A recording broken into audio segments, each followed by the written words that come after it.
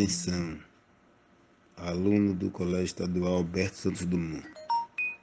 O dia de retorno às aulas está chegando, próximo dia 15.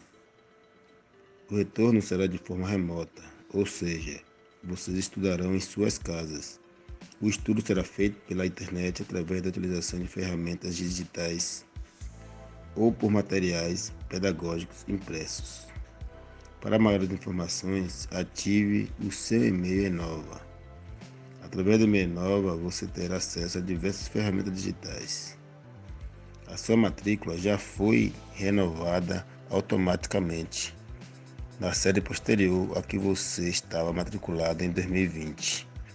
Você não ficará sem estudar os conteúdos de 2020. Serão estudados os conteúdos relacionados aos anos letivos de 2020 e 2021. Mais informações, acesse os telefones. Lembre-se, estamos passando por uma pandemia. Evite aglomerações. Caso precise ir à escola, agende previamente.